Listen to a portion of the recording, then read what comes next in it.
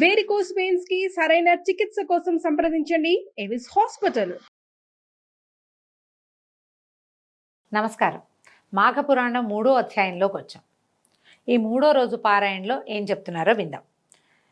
దిలీప భూపతికి వశిష్ఠ మహర్షి ఇలా తెలియజేస్తున్నారు. నేను వివరించే విషయాల్ని శ్రద్ధగా ఆలకించి గ్రహించు. ఇది అత్యంత పురాతనమైనది, ఎప్పుడో జరిగిందట. కృతయుగం నాటి కథ చెప్తున్నారు. ఒకనాడు వింధ్యాచలము మరియు హిమాచలము మధ్య ప్రాంతంలో కరువు కాటకాలు వచ్చి ప్రజలు చాలా ఇక్కట్లకి లోనయ్యారు. ఈ కరువు కాటకాలు వస్తాయా కృతయుగంలో అంటే? ఉన్నాయటండి. అప్పుడు కూడా తాగడానికి నీరు కానీ తినడానికి తిండి కానీ లేక ప్రజలు కటకటలాడిపోయారు. పశువులకు సరైన మేత లేక నశించిపోసాగాయి. ప్రజలు ఆర్థిక బాధలతోటి అలమటించిపోయారు. ఇంకా వారేమి యజ్ఞయాగాదులు క్రతువులు చేస్తారు? యజ్ఞం యాగం దానం ఎప్పుడు చేస్తామండి?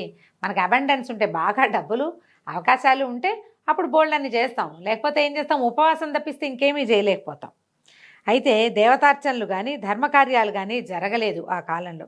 అడవులందు తపస్సు చేసుకునే మునీశ్వరులు కూడా ఈ కరువు కాటకాలకి తట్టుకోలేక వలసపోవటం మొదలుపెట్టారు. మునీశ్వరులు వీళ్ళంతా ఏమిటి, వీళ్ళకి ఏదో కొద్దిగా నివర్ధాన్యాలు అవి పండేవి, ఏదో కొంచెం వండుకునేవారు. భిక్ష లభించేది అపారంగా. అంటే ప్రజలు గనక ధనధాన్యాలతో తొలుతొగుతూ ఉంటే వాళ్ళ దగ్గర నుంచి యజ్ఞయాగాది క్రతువులకి కావలసిన సంభారాలు వచ్చేవి. ఋషీశ్వర్లకి మునీశ్వర్లకి కావాల్సిన భిక్ష కూడా లభించేది. వాళ్ళ దగ్గర ఏం లేదు, వాళ్ళు వీళ్ళకేం పెడతారు? వీళ్ళకి పెట్టలేకపోయారు. దాంతో మునీశ్వర్లు కూడా వలస వెళ్ళిపోవటం మొదలుపెట్టారట. ఈ ప్రాంతంలో ప్రవహిస్తున్నటువంటి రేవా నదీ తీర ప్రాంతం అంతా కూడా, రేవా నది చాలా, ఈ రేవా తీరం ఎక్కడ కనపడుతుంది మనకి? సత్యనారాయణ వ్రత కథలో రేవా తీరంలో చెప్తారనమాట. రేవా అనే నది ఉందని. విడిగా మనకెక్కడ ఆ నది కనిపించదు, అంటే మన ప్రాంతంలో లేదు కాబట్టి. ఇదంతా నీళ్లు తగ్గిపోయి ఫలవృక్షాలు పంట భూములు ఎండిపోవటం మొదలుపెట్టాయి. కనీసం తాగడానికి కూడా నీరు లేని దుస్థితి దాపురించిందట. ఈ అడవిలో బహుముఖ ప్రజ్ఞాశాలి తపోధన సంపన్నుడైన భృగు మహర్షి కూడా నివసిస్తూ ఉండేవాడు. ఈ అనావృష్టి ప్రభావం ఆయన కూడా తగిలింది. ఆయన కూడా ఈ నీచ నికృష్ట కరువు కాటక స్థితిని భరించలేకపోయాడు. సరే, ఎంతో కాలం నుంచి ఉంటున్న ఈ ప్రాంతాన్ని విడవలేక ఆలోచించి చివరికి హిమాలయ ప్రాంతాలకి వలస వెళ్ళిపోయాడట. ఈ హిమాలయ పర్వత ప్రాంత పడమటి దిక్కున ఒక కొండచర్య ఉంది. ఈ కొండచర్య అక్కడున్న కైలాస పర్వతానికి కొంచెం సమీపంలో ఉందట. కైలాసానికి దగ్గరలో ఉంది. హిమాలయ ప్రాంతం అంతా మంచుతో కప్పబడి ఉండటం వల్ల కైలాస పర్వతం వెండి కొండలాగా ప్రకాశిస్తూ ఉండేది. ఆ ప్రాంతం అంతా ఇంద్రనీల మణుల చేత నిక్షిప్తమై అక్కడ ఉన్నాయట. ఇంద్రనీల మణులు అంటే గనులు ఉండుంటాయి. రాళ్ళు అట్లాంటి నీలపు రంగు ఉన్న రాళ్ళు అయి ఉంటాయి. వాటి కాంతితోటి ఆ నీలపు రంగు కాంతిపడి ఈ తెలుపు మరింతగా మెరుస్తూ ఉండేదట. ఈ కొండ వద్దకి తరచుగా మహర్షులు, జ్ఞానులు, సిద్ధులు, తపోశక్తి సంపన్నులు ఇత్యాదులంతా వచ్చి శ్రీమన్నారాయణ్ణి భక్తిభావాలతో స్తుతించి వేణోళ్ళ కొనియాడి ఆధ్యాత్మిక చింతనలో మునిగిపోయేవాళ్ళు. అంటే విష్ణు భక్తులు వచ్చి తపస్సు చేసుకునేవాళ్ళు. కైలాసం పక్కనే ఇది. యక్ష కిన్నర కింపురుషాది గంధర్వులందరూ విహారానికి ఈ ప్రాంతానికే వచ్చేవాళ్ళట. దిలీప చక్రవర్తి అడుగుతున్నారు, మహాత్మా, ఈ పర్వత వైశిష్ట్యత కడు రమ్యంగా ఉంది, మరింతగా మరీ వింత కొలుపుతోంది, మరిన్ని విశేషాలు చెప్పండి అని అడిగేసరికల్లా అప్పుడు ఈయన వశిష్ఠ మహర్షి ఇట్లా చెప్తున్నారు. విషయ పరిజ్ఞానం సంపాదించుకోవాలని నీ కుతూహలం చాలా శ్లాఘనీయమైందయ్యా. నీ అభీష్టం ప్రకారమే మరింతగా చెప్తాను విను. ఇది ఒట్టి కొండ, ఏవో రాళ్ళున్నాయి, మెరవటమే కాదు, ఇక్కడ ఇంకా చాలా వింతలున్నాయి. ఈ వింత వన్యమృగాలు, పలు రకాలైన పక్షులతోటి నిండి ఉండే ఈ పర్వతరాజం మిక్కిలి విచిత్రమైనది. సాధారణంగా అంత మంచు ఉంటే పక్షులు ఉండవనుకుంటాం, కానీ హిమాలయ వర్ణనలో హిమాలయాల మీద చెట్లు ఉన్నాయని, కొండలు, పర్వతాలు, శిఖరాలు చాలా ఉన్నాయని, బోలెడు రకాల జంతువులను గురించి వర్ణన ఉంటుందండి.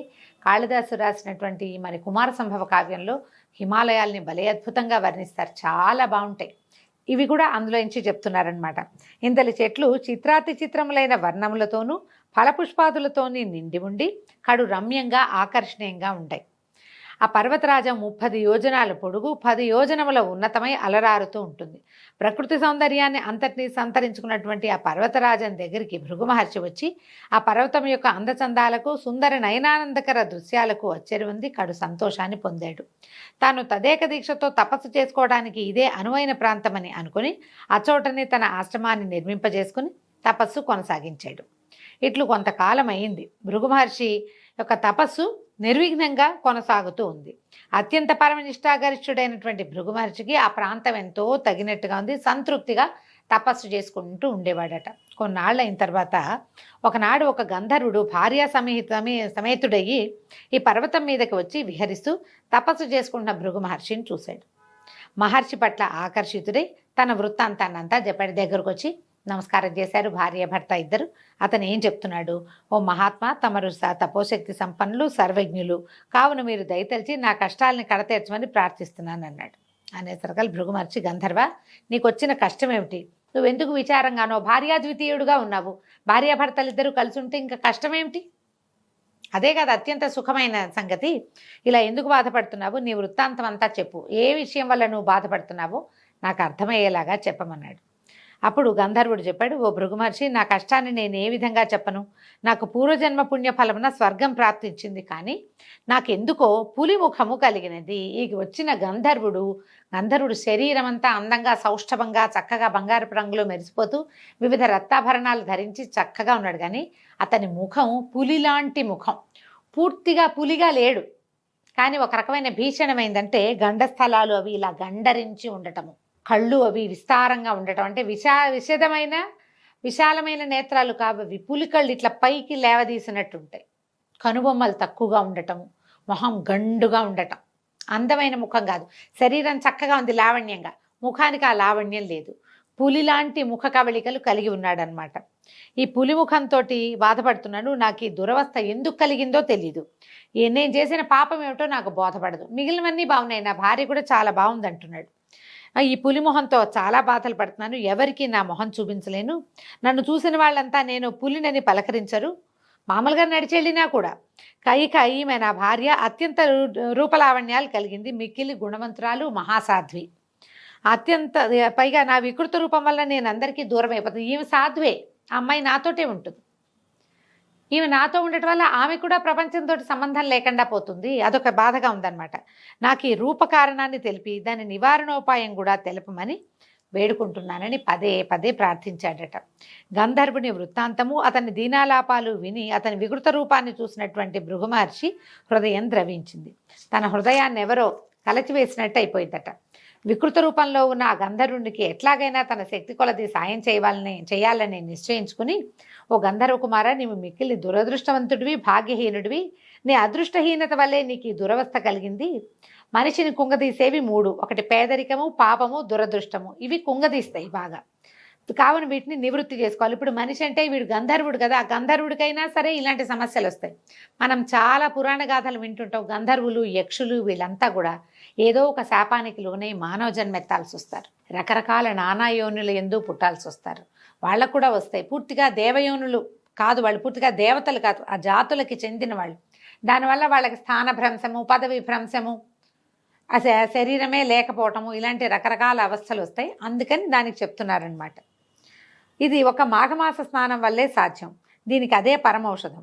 మాఘమాస స్నానాన్ని ప్రతివారు జాతి కుల మతముల భేదం లేకుండా జనులందరూ చేసి తమ తమ పాపాలని నివృత్తి చేసుకోవచ్చు.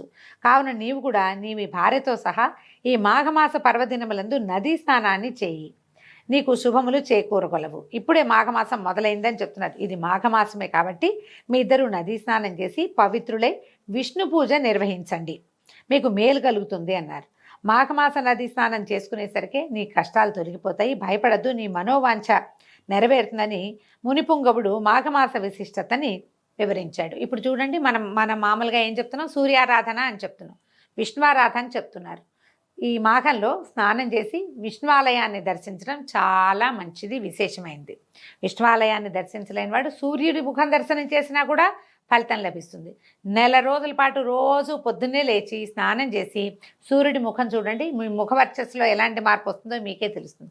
మొహం మాడిపోయేదాకా నుంచో ఒక్కర్లా సూర్యుడి ముందు ఓ చెంబు నీళ్ళు చూపించి నమస్కారం చేసుకుంటే ఉదయకాలపు సూర్యకాంతి వల్ల శరీరానికి కావలసిన కొన్ని విటమిన్లు అందుతాయి. పొద్దున్నే లేవటం వల్ల మొహం వికాసంగా ఉంటుంది. తెల్లవారే లేచి స్నానం చేయటం వల్ల ఫ్రెష్గా ఉంటాం, ఆరోగ్యం బాగుంటుంది. స్నానం చేసి ఆహార స్వీకారం చేయటం వల్ల కూడా ఆరోగ్యం బాగుపడుతుంది. ఈ పొద్దున్నే లేవటం కోసం మనం ముందు రోజు రాత్రి పెందరాళ్ళే పడుకుంటాం, లేవాలన్న ఇంటెన్షన్ ఉంటుంది. ఇప్పుడు ఈ కాలంలో లేవటం వల్ల, పొద్దున్నే లేవటం వల్ల కాల విరేచనం అవుతుంది, కాలకృత్యాలు సమయానికి అవుతాయి, టైం కలిసి వస్తుంది. మనం అనుకున్నది అనుకున్నట్టుగా అవుతుంటే ముఖ వికాసం ఆటోమేటిక్గా ఉంటుందండి. మనం చూడండి, సక్సెస్ఫుల్ పీపుల్ మొహాలు బ్రైట్గా ఉంటాయి.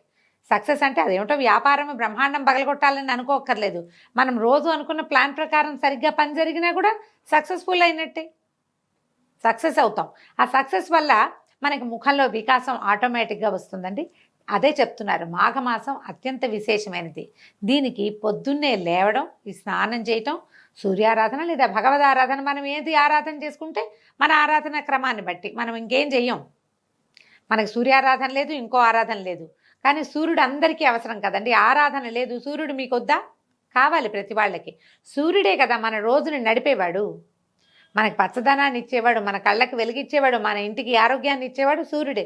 ప్రతి వాళ్ళు జాతి కుల మత విచక్షణ లేకుండా సూర్యుడికి నమస్కారం చేయవలసిందే.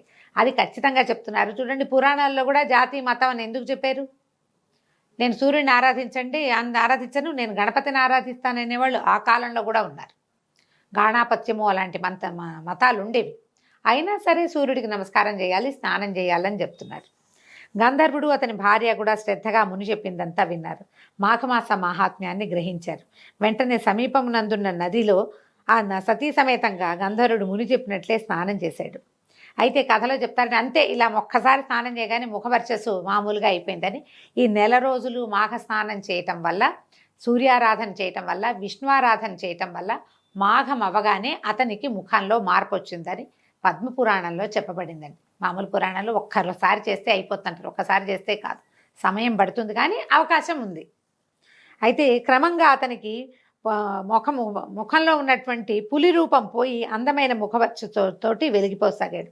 భర్తను చూసిన ఆ గంధర్వుని యొక్క భార్య ఆనందంతో ఉబ్బి తబ్బిబ్బైపోయింది. మిక్కిలి తేజస్సుతో సుందరమైన ముఖవర్చస్సుతోటి ప్రకాశిస్తున్న భర్తని కౌగిలించుకుంది. అమితానందంతో ఆ గంధర్వ దంపతులు ఆనంద సాగరంలో ఓలలాడారు. కొంతసేపటికి గంధర్వ దంపతులు ఇద్దరు తీరుకొని మునిశ్రేష్ఠుడైన భృగు మహర్షి దగ్గరకు వచ్చారు. వాళ్ళిద్దరూ మహర్షికి సాష్టాంగ దండ ప్రణామాలు చేసి భృగు మహర్షిని వేనోళ్లా కొనియాడి తమ నిజ నివాసానికి వెళ్ళిపోయారు. భృగు మహర్షి వారిని హృదయపూర్వకంగా దీవించి పంపివేశారు.